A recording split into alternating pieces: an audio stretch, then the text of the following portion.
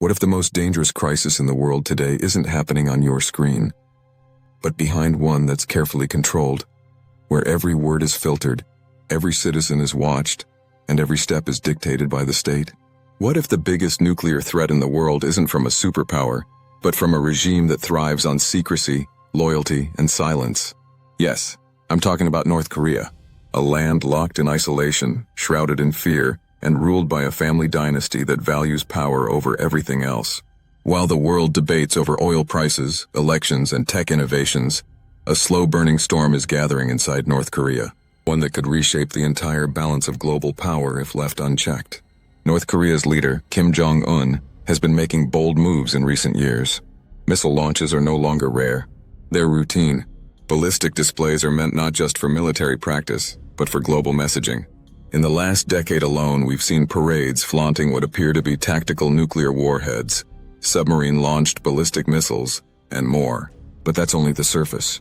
Beneath the military uniforms and well-rehearsed marches lies a nation on the brink of collapse. The international sanctions imposed by the United States, United Nations, and allied countries have suffocated North Korea's already fragile economy. And then came COVID-19. In an attempt to shield itself, the regime shut its borders entirely, cutting off what little trade and humanitarian aid it once received. This wasn't just a lockdown. This was a full national blackout. Vital goods like food, fuel, and medicine stopped flowing in. And for a population already struggling, the results were devastating.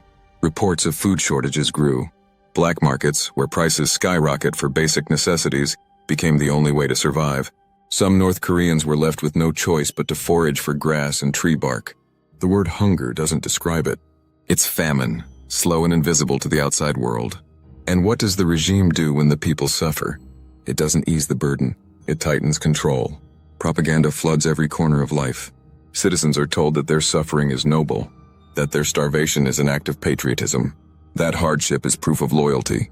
Children are indoctrinated from the moment they can read. And the surveillance system? It's unlike anything else on the planet. Neighbors are told to report on one another. Families live in fear of saying the wrong thing, even in their own homes. Because in North Korea, a whisper can be fatal. All the while, the regime channels its resources into the military. While the people suffer, the defense budget grows. And this is no ordinary army. North Korea is now believed to possess intercontinental ballistic missiles, ICBMs, capable of reaching the U.S. mainland. Its nuclear arsenal has grown not just in numbers, but in sophistication. And alongside physical weapons, its cyber warfare division is thriving, quietly stealing billions, targeting banks, governments, and critical infrastructure around the globe. Why is Kim Jong Un doing this? Why invest in weapons when the people are starving? The answer is chilling in its simplicity: survival. Kim believes nuclear deterrence is the only reason foreign powers haven't invaded. He views strength not just as protection, but as leverage. It's a message to the world: we may be poor, but we are powerful. And that power is what keeps other nations at a distance. And now North Korea isn't standing alone. China, a longtime ally, has quietly resumed trade, especially food and fuel supplies. It's not loud, it's not official, but it's happening. The support helps keep the regime afloat. Russia, too, is beginning to deepen its ties with Pyongyang, a relationship born more from shared opposition to Western influence than from mutual trust. Together, North Korea, China, and Russia are forming a triangle of strategic resistance. It's not an alliance in name, but it's a force that could reshape the dynamics in East Asia. But here's the real question: how long can this go on? North Korea's economy is not built to last. Its reliance on illicit trade, smuggling, and cyber theft is increasing. Its people are disillusioned, hungry, and tired. And while fear can suppress rebellion for a time, history has shown us regimes built on oppression eventually fall. The danger lies not just in the weapons North Korea holds, but in the unpredictability of what happens if that regime begins to crack. A failed missile launch, a border incident, a rumor of power struggle within the elite. Any one of these could spark a chain reaction with global consequences. And just across the border is South Korea, a thriving democracy, a global tech hub, and a population of 50 million people living under the constant shadow of war. Seoul, the capital, is just 35 miles from the North Korean border. If war breaks out, missiles could hit the city within minutes. The humanitarian toll would be catastrophic.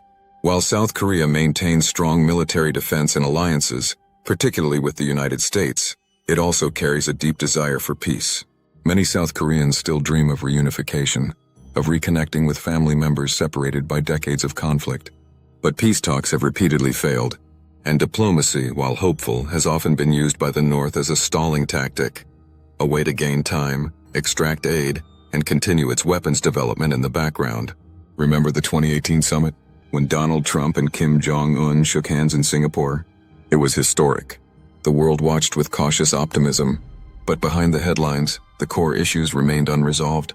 The US demanded full denuclearization before lifting sanctions. North Korea demanded relief before giving up anything. The talks collapsed, and Kim went back to doing what he does best, building weapons and tightening his grip on power. Meanwhile, the cyber war rages on in silence. North Korea's hackers are some of the most skilled and dangerous in the world. They don't wear uniforms. They don't march in parades. But they cause just as much damage. In the last few years, North Korean cyber units have stolen over $1 billion in cryptocurrency. They've attacked infrastructure, compromised security systems, and infiltrated financial institutions. It's warfare, quiet, constant, and largely invisible. So what is the world doing about it? More sanctions? They haven't worked. Diplomacy? It's failed time and again. Engagement? Risky. Isolation? It feeds the regime's narrative. There are no easy answers. But there is one truth that cannot be ignored. Doing nothing is also a choice. And it's a dangerous one. The world watches North Korea like a ticking time bomb. The problem is, no one knows when or if it will explode. The people of North Korea deserve freedom. They deserve food, medicine, information, and dignity. But as long as the regime holds power, those basic rights remain out of reach. The outside world sees Kim Jong Un as a dictator, a threat, a madman with missiles. But inside his country, he is seen as a god. Questioning him isn't just forbidden, it's unthinkable. The regime doesn't just rule through power, it rules through belief. And belief is harder to break than chains. But belief too can crack, slowly, quietly, from within. Because no regime, no matter how brutal, lasts forever. And that's why the world must keep watching, must keep preparing, and must be ready for whatever comes next. If you found this deep dive informative, make sure to like this video, drop a comment below with your thoughts, and most importantly, subscribe to GeoPulse Daily. We break down complex issues from around the world, one story at a time, with facts, clarity, and purpose. Turn on the bell icon so you never miss a pulse from the global stage. This is GeoPulse Daily, where we go beyond the headlines into the truth.